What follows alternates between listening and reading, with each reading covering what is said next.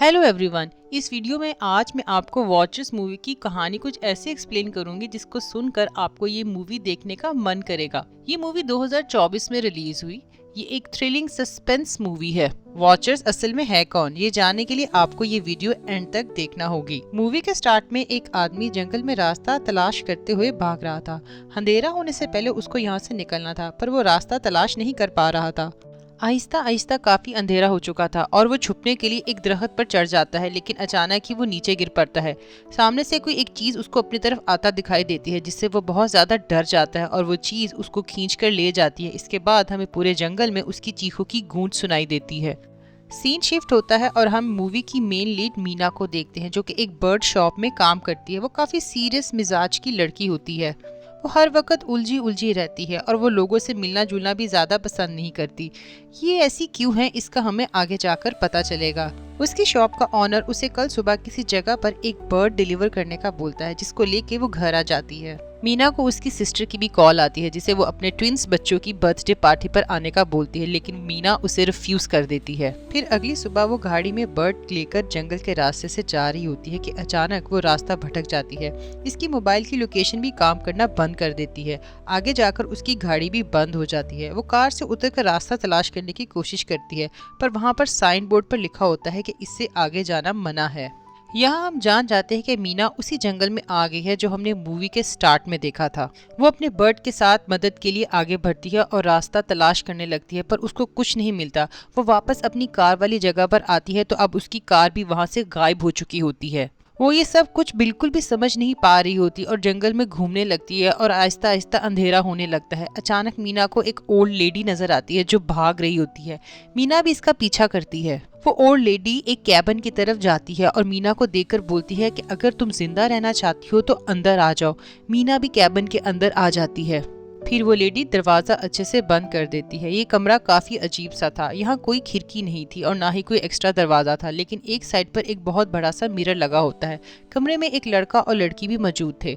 मीना उनसे पूछती है कि ये कौन सी जगह है और वो लोग कौन है। ओल्ड लेडी बोलती है कि उसका नाम मैडलिन है, लड़की का नाम कायरा और लड़के का नाम डैनियल है और इस जगह को हम कूप बोलते हैं। फिर मैडलिन मीना को मिरर के सामने खामोशी से खड़ा रहने का बोलती है। वो चारों मिरर की तरफ खड़े हो जाते हैं।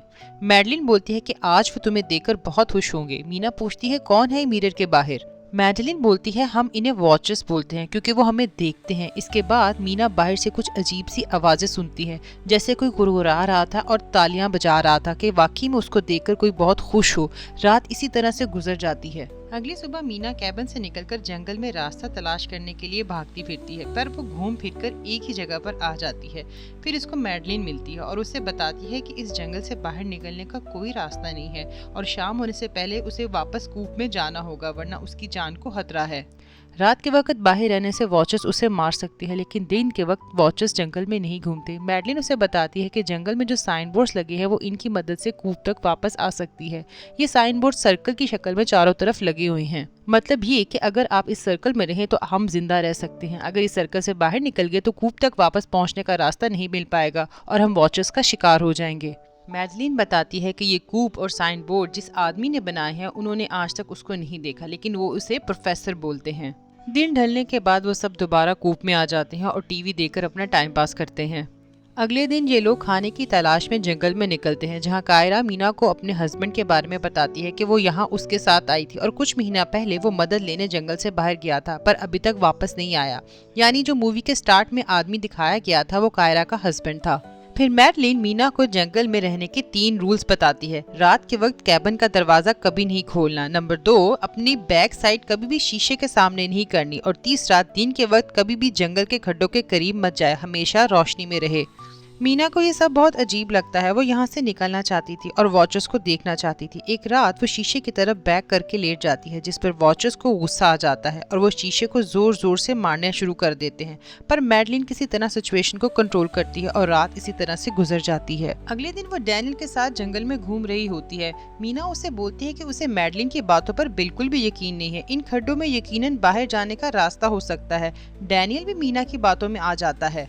और फिर वो रस्सी की मदद से मीना को नीचे पहुंचाता है। वहाँ उन्हें इंसानों की जरूरत का काफी सामान मिलता है जिसे मीना ऊपर की तरफ भेज देती है। वहाँ इंसानों की हड्डियां भी उसे नजर आती हैं, लेकिन साथ में उसे वॉचर्स की मौजूदगी का एहसास भी होता है। वो डर जाती है और वापस ऊपर आ जाती है। मैडलिन उनसे पूछती है कि ये सामान उनको कहाँ से मिला, जिस पर वो झूठ बोलते हैं कि ये उन्हें जंगल से मिला। फिर इस रात डैनियल किसी तरह हैंडीकैम दरवाजे के बाहर सेट करता है ताकि वो वॉचर्स को देख सके। वो सब वॉचर्स के आने का इंतजार कर रहे होते हैं कि अचानक दरवाजे के बाहर दस्तक होती है।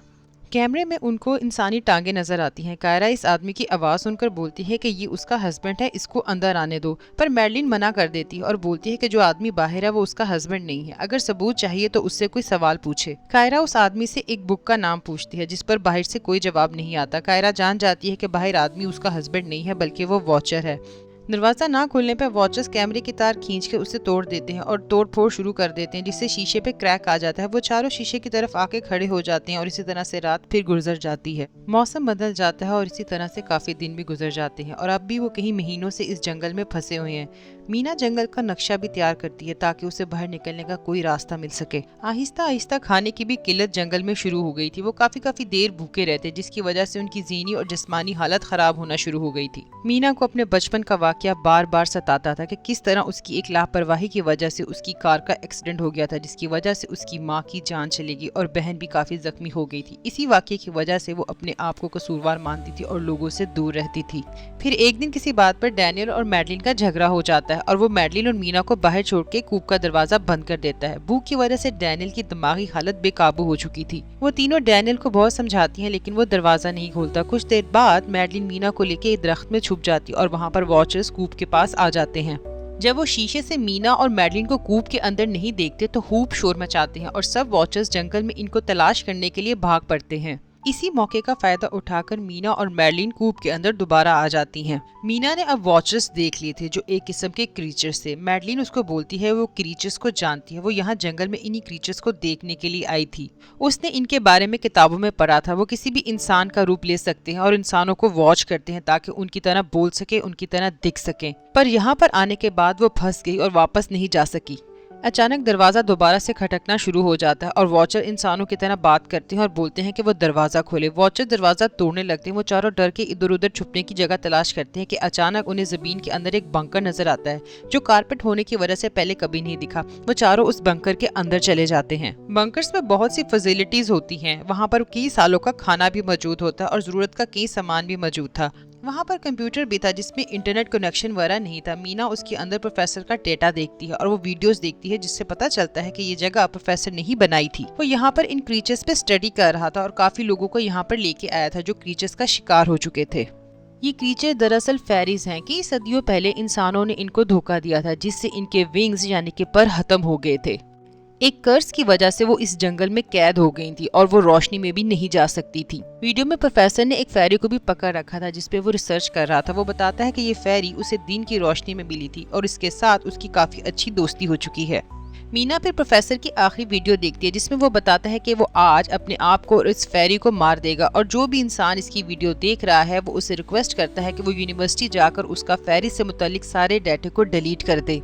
वीडियो में प्रोफेसर ये भी बताता है कि इस जंगल से बाहर निकलने का एक ही रास्ता है कि अगर शाम के वक्त परिंदों को फॉलो किया जाए तो वो बाहर निकलने का रास्ता बता सकते हैं।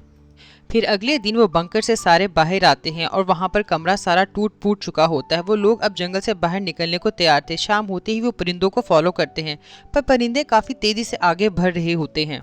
मीना अपना बर्ड उड़ाती है और उसको फॉलो करती है। वो लोग फाइनली नदी तक पहुंच जाते हैं और शाम हो जाती है और अब वॉचर भी उनका पीछा कर रहे होते हैं। वो फौरन बोट में बैठते हैं और वहां से निकलने की करते हैं पर डैनियल को वहां पर एक आदमी दिखाई देता है जो मदद मांग रहा होता है। डैनियल उसकी मदद करने के लिए आगे बढ़ता है लेकिन वो फेरी होती है जिसने रूप बदला होता है और वो डैनियल को मार देती है। वो तीनों डैनियल के लिए कुछ नहीं कर पाती और वहाँ से निकल जाती है। सारे वॉचर्स डैनियल का रूप लेकर उनको जाता हुआ देखते हैं। फिर वो तीनों अपने अपने घरों में आ जाती है। मीना इस सारे इंसिडेंट से बहुत ज्यादा अफसुर्दा होती है। वो प्रोफेसर की बताई हुई यूनिवर्सिटी जाती है जहां वो काम करता था ताकि वहां से उसका सारा डाटा खत्म कर सके। उसके ऑफिस जाकर उसको फेरिस के बारे में और भी बातें पता चलती हैं जैसे कि हजारों साल पहले इंसानों और फेरिस की शादियां होती थी और इनके बच्चे भी थे। इन बच्चों को हाई बर्ड्स बोलते थे। फिर मीना प्रोफेसर की वाइफ की तस्वीर देखती है जो कि असल में मैडलिन थी। प्रोफेसर की वाइफ काफी साल पहले मर चुकी थी। यहाँ मीना को पता चल जाता है कि जो मैडलिन उनके साथ रह रही थी वो दरअसल एक फेरी थी। ये वही फेरी थी जिसको प्रोफेसर ने पकड़ा था, उस फेरी ने प्रोफेसर की बीवी का रूप ले लिया था और बिल्कुल इंसानों की तरह ही वो रहती थी। उसने प्रोफेसर को भी मार डाला था। मैडेलिन हकीकत में एक हाइबर्ड फेरी थी जो दिन के वक्त बाहर आ सकती थी और जंगल से भी निकल आई थी।